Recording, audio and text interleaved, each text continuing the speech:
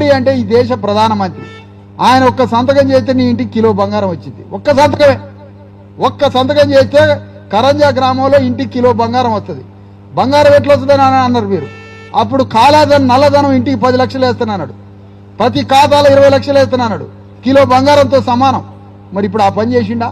చేయలే. మరి ఈ నగేష్ అడుగుతుండా? అడగట్లే. ఇక్కడ ఎమ్మెల్యే అడుగుతుండా? అడగట్లే. ఇక్కడ ఎమ్మెల్యే పోయి రేవంత్ రెడ్డి కాడ కూర్చుంటాడు, ఇక్కడ ఎంపీ పోయి ప్రధానమంత్రి కాడ కూర్చుంటాడు, మరి ఇక్కడ కలెక్టర్ ఉంటాడు. ఎవడు ఒక ఇంటికి వచ్చి సమస్య పట్టించుకోనప్పుడు వీడు రాజ్యం ఉంటే తగలబడితే కాలిపోతే అంటారు. మన పని మనల్ని చేసుకొని ఇచ్చిన నయమే. మనం పని చేసుకున్న పైసల్లో ట్యాక్సులు కట్టించుకుంటాండి. మనం కూలినాలి పని చేసి సారా తాగితే అందులో పైసలు దొప్పుతండి. అందుకని మనం ఏమంటున్నామంటే 2 మాటలు చెప్తున్నామమ్మా. కరంజా గ్రామంలో ఉన్నటువంటి బీసీ ఎస్సీ ఎస్టీ అట్టడుగు కులాలైన ఊరును గట్టిన పీడితులు ఈ రెడ్డి రావుల రాజ్యం మీద మనం పోరాడి అంతిమంగా తెలంగాణ గడ్డ మీద మన అణగారిన వర్గాలే ఈ రాజ్యాన్ని పరిపాలించాలి. ఒక కమ్మరాయన, ఒక విశ్వబ్రాహ్మణుడు, బట్టనేసే పద్మశాలి ఆయన తిండి లేక చచ్చిండమ్మ. మన భువనగిరిలో నాట బట్టకు పెట్టే గంజి తాగి బతుకుతుండట. బట్టకు గంజి పెడతాడు తయారు చేసేటోడు, అదే గంజి తాగి బతుకుతాడు. విశ్వకర్మలు నాగళ్ళు గీగళ్ళు తయారు చేసిన కంచరోలు విశ్వకర్మలు తలుపులు చేసిన ఆయన, నాగలు చేసిన ఆయన, దర్వాజాలు చేసిన ఆయన ఇవాళ బువ్వ లేక ఫ్యాక్టరీలు వచ్చినాక మొత్తం ఫ్యాక్టరీలు తయారైనాయి. విశ్వబ్రాహ్మణుడికి విశ్వకర్మకి బువ్వ లేదు, పద్మశాలికి బువ్వ లేదు, చేపలు పట్టడానికి చెరువులు లేవు, ముత్రాశానికి పళ్ళు పొలాలు అమ్ముకోవడానికి లేదు, గొల్లాయనికి ఏమీ లేదు, గౌండ్లాయనికి ఏమీ లేదు, ముత్రాశానికి ఏమీ లేదు, మాలమాది గొల్లడికి చెప్పనవసరమే లేదు. లంబడోలు ఆదివాసుల బతుకు ఇట్లా అయిపోయింది. మన సొమ్ము మొత్తం ఎవడు తింటాడంటే రెడ్డి రావులు తింటారు, కమ్మ కాపోలు తింటారు. అందుకనే మనం బీసీ ఎస్సీ ఎస్టీలం పేదోళ్ళమంతా ఒకటై మన ఓటనే గండ్రగొడ్డలి పలుకురాళ్ళేసి నూరి ఈ రెడ్డి రావుజ్జల్ని నరికి పారేసి మన రాజ్యాన్ని మనం తెచ్చుకోవాలి అని అడుగుతున్నాం. అందుకోసం మనమంతా ఒక్కటైదాం.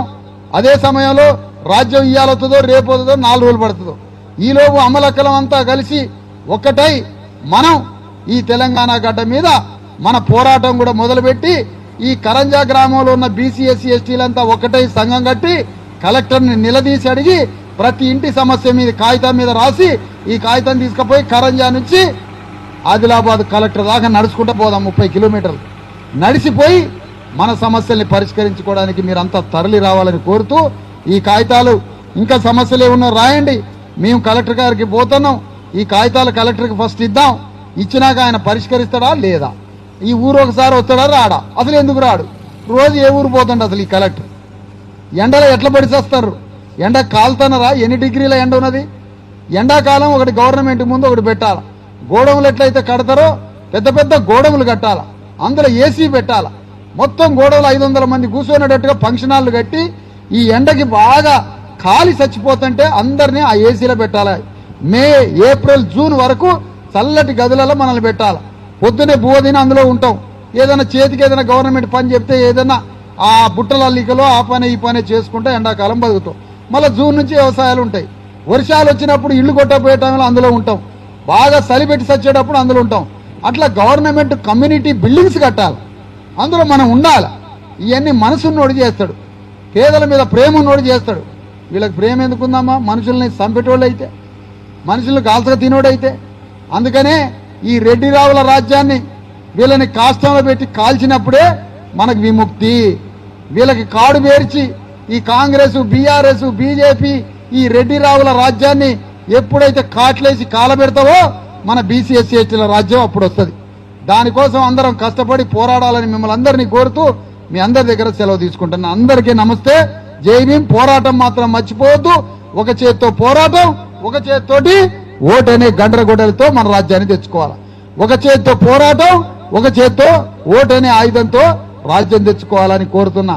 మీరు పోరాడేది మీకోసం కాదమ్మా, మీ కడుపున పుట్టిన బిడ్డల భవిష్యత్తు కోసం అని గుర్తుపెట్టుకోండి. మనం బిడ్డలకు ఇచ్చేది రాజ్యం అని గుర్తుపెట్టుకోండి. వాళ్ళ కోసమే మన తపనంతా. ఒక అద్భుతమైన ప్రైవేట్ స్కూల్ గవర్నమెంట్ ఒక 4 ఎకరాల స్థలం తీసుకొని ఒక అద్భుతమైన ఒక 10-20 కోట్లు పెట్టి గవర్నమెంట్ స్కూల్ కడితే ఎట్లుంటది? పోరగాన్ని అందులో చేర్పించి ఉద్యోగం వచ్చిందాక చదివే రాదు రేవంత్ రెడ్డి. నీ ఫోటోకి దండం పెడతాం సచ్చిందాక, ఆ పని చేయరాదు. అమ్మ ఆ పని ఎట్టు చేస్తాడు? ప్రైవేట్ స్కూల్ వాడు బతకాలిగా. పెద్ద స్కూల్ కట్టినోడు ఆదిలాబాద్లో 70 కోట్లు పెట్టి అది బతకాలిగా. మరి అది బతకాలంటే నీ స్కూల్ కావాలి. పెద్ద హాస్పిటల్ కట్టిండు ఆదిలాబాద్లో, హైదరాబాద్లో ఒకడు 1000 కోట్లు పెట్టి, అది బతకాలంటే ఇక్కడ గవర్నమెంట్ హాస్పిటల్ కట్టదు. ఇది వీళ్ళ లెక్కలు. ఈ శవాల మీద పేలాలు ఏరుకునే లెక్కలు ఇవన్నీ. అందుకని ఇవన్నీ అర్థం చేసుకొని మన రాజ్యం ఒకవైపు, మన పోరాటం ఒకవైపు, 2 ముఖాల పోరాటం. ప్రతి తల్లి, ప్రతి అన్న, ప్రతి తమ్ముడు, ప్రతి అక్క ఇట్లా పోరాటం చేసి మన సమాజాన్ని బాగు చేసుకొని భార్య పిల్లలు, బిడ్డలు, కుటుంబాలంతా క్షేమంగా, చల్లగా, హాయిగా ఉన్ననాళ్ళు 100 ఏళ్ళు నిండు 100 ఏళ్ళు ఆయురారోగ్యాలతో చల్లగా చదువుకొని ఉద్యోగాలు చేసుకొని పిల్లా పాపలతో సుఖ సంతోషాలతో బతకాలని, దానికోసం మనం పోరాటం చేయాలని మిమ్మల్ని అందరినీ కోరుకుంటూ నమస్తే అమ్మ.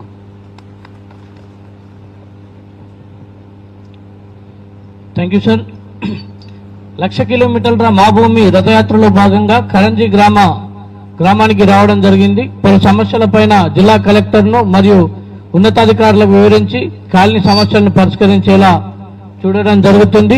కావున ఇంతటితో ఈ కార్యక్రమాన్ని ముగిస్తున్నట్లుగా ప్రకటిస్తున్నాం.